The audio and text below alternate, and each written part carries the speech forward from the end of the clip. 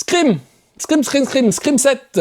Et oui, Scream 7, après, je vous fais pas l'ordre numérique, hein, d'accord, mais voilà, je vous parle parce que j'ai vu ce film, je voulais en faire une petite vidéo pour expliquer, alors attention, il risque d'y avoir du spoil, je vais essayer de pas faire de gros spoil sur les grosses lignes, mais je vais vous parler du synopsis. Déjà, ce qu'il faut savoir, c'est que ce Scream numéro 7 a eu beaucoup de problèmes de production, puisque, en fait, vous savez, il y a eu, c'était pas un reboot, mais il y a eu un refondement, refounding, comme vous voulez, de Scream à partir du numéro 5, donc le 5 et le 6, on suivait les aventures de deux personnes, deux sœurs, plus leurs compagnons. Ça avait renouvelé un petit peu l'effet Scream. Alors, on n'aime pas. Moi, j'avais plutôt apprécié le fait qu'il coupe quand même directement avec les anciens, voilà, Sidney Prescott et compagnie, qu'on lui foute un peu la paix. Et voilà, sauf que ces deux actrices-là ont totalement décidé pour différentes choses, hein. Une première, c'est parce que il y a eu des tweets assez bizarres qui ont fait que ils ont cuté son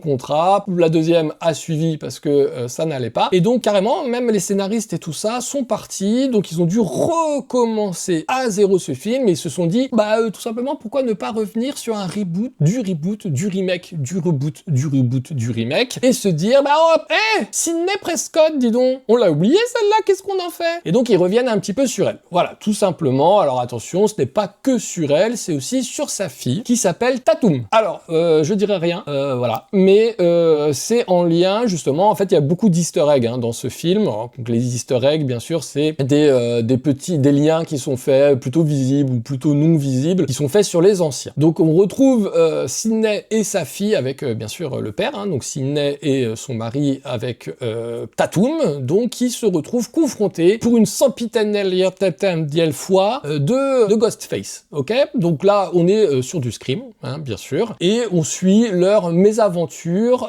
où ils se font donc pourchasser, leurs amis se font tuer, etc., jusqu'à, bien sûr, la découverte de qui sont ou qui est, dit que je spoilais pas trop, les tueurs, les Ghostface. Donc voilà, on suit quand même ces aventures-là, et on revoit Sidney, on revoit Gail Weathers. Alors il y a même une petite partie intelligence artificielle qui est utilisée pour les anciens, on va dire, tueurs, puisque principalement il est question de vous savez, le copain dans le 1, Scream 1, qui tue, ils sont deux à tuer, il y a le petit copain de Sidney et il y a l'autre, et en fait ils font croire, ou peut-être qu'il n'est pas mort, et donc ils utilisent, alors soit c'est une image utilisée par l'IA, soit c'est directement le tueur. Donc il y a un petit lien qui est fait là-dessus, qui est plutôt pas si mal, mais ouais, bien sûr je vais vous donner mon avis, c'est pour ça qu'on est là les gars, tout simplement.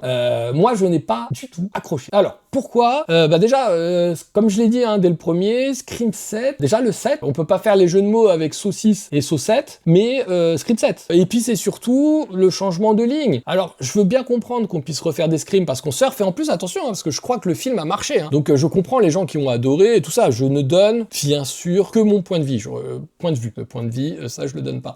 J'ai fait un petit short aussi où j'en parlais, et effectivement il y a eu des commentaires, des personnes qui sont totalement d'accord avec moi, donc voilà, c'est, on va dire, un petit peu mon avis là-dessus. Et c'est surtout que, donc, on revient sur les bases de Sidney, qui a eu, plusieurs enfants. Là, on suit Tatum parce que c'est la plus grande et les autres ne sont pas là. Et en fait, alors, la question, c'est ça. Pourquoi, en fait, il y a les tueurs? C'est-à-dire que, pourquoi? En fait. Donc oui, parce que c'est Sidney, en fait, il faut qu'à chaque fois qu'elle aille dans un endroit, parce que bien sûr elle a déménagé, il y a des gens qui veulent tuer tout son entourage, en fait. Elle a pas de chance, cette fille-là. Là, c'est sa fille en plus, donc ok. Bon, on continue notre petite explication. Après, je vais aller un petit peu plus sur du spoil, mais voilà, c'est vrai que on suit donc toujours le même process, mais sans... Alors que moi j'ai adoré dans Scream 1 et Scream 2, après ça s'est un peu effiloché, c'est le côté psychologique. Alors bien sûr, c'était précurseur, c'était les premiers films d'horreur comme ça, slasher. Après, bien sûr, il y a eu les Urban Legends, il y a eu les Souviens-toi l'été dernier, avec Jennifer Love Hewitt, que j'aime bien. Donc oui, la Sidney, ok, c'est sympa de la revoir, c'est sympa de faire suivre, de resuivre un peu les aventures, mes aventures plutôt, de Sidney avec Gail, où on voit qu'elles sont toujours amies fusionnelles, mais quand même sous tension et marquées par ce qui s'est passé, ce qui est plutôt logique. Mais on a encore donné l'image de la badass, quelqu'un qui, voilà, qui on peut pas l'atteindre, etc.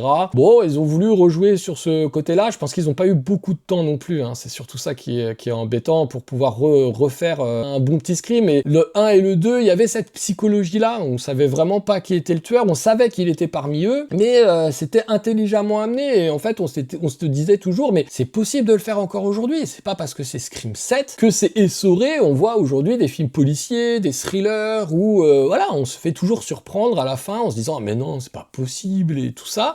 Ça marche encore, donc ils auraient pu, je pense, le faire. Alors est-ce qu'ils ont surfé sur encore une fanbase encore, hein, ou remontrer les anciens personnages, faire une continuité, et puis voilà, on en arrive quand même au tueur.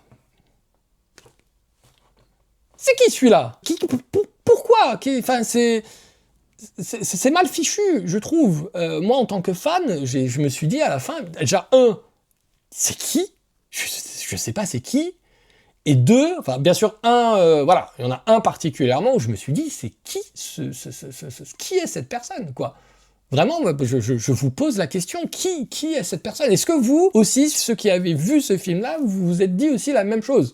C'est quand même incroyable. On suit pendant, allez, 1h40, 1h35, 1h40, un petit peu plus, les tueurs, même en fait, ils ont fait du spectacle. C'est-à-dire que même les morts sont spectaculaires, ils ont tapé sur l'originalité, ils ont essayé, voilà, de peut-être se mettre à la page. Ah oui, je suis un vieux boomer, peut-être. J'ai 40 ans. Peut-être que effectivement, c'est peut-être plus ma came. Je suis d'accord. Mais j'ai trouvé que voilà, c'était du reconditionné, du surgelé, quoi. Hop, ils ont sorti du congèle, ils ont remis une pâte, et puis voilà. Donc je trouve ça un peu dommage. Malheureusement, heureusement, je pense qu'il y aura bien sûr un Scream 8 parce que le box-office fait ça, il continue, mais ça serait bien qu'ils remettent un petit peu ce côté, cette fibre policière, vraiment thriller, qui avait plus ou moins marché dans le 5 et 6, mollement, mais qui avait quand même. Donc oui, on revoit en plus deux personnages, donc le frère et sa sœur, qui étaient dans le 5 et 6, leur utilité, mais alors, ils servent à rien du tout. Pareil, c'est, regardez, clin d'œil. Vous savez, les deux là, ils étaient là dans le 5 et le 6. Vous vous souvenez d'eux ou pas? Si vous vous souvenez pas, ils vont en parler pendant peut-être 10 minutes sur ce qui s'est passé.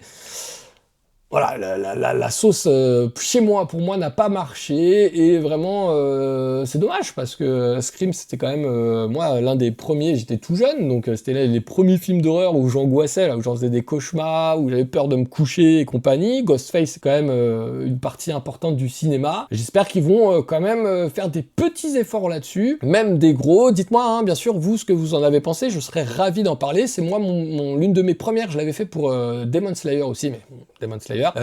Première vidéo où je décrypte un petit peu ce que j'ai pensé d'un film. Je ne suis pas professionnel, je ne suis que IQ.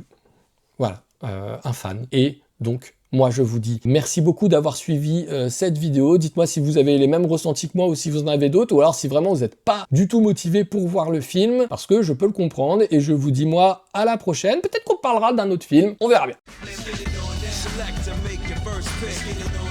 9, 8, 7, 6. Choose and pick the best one. 5, 4, 3, 2, 1.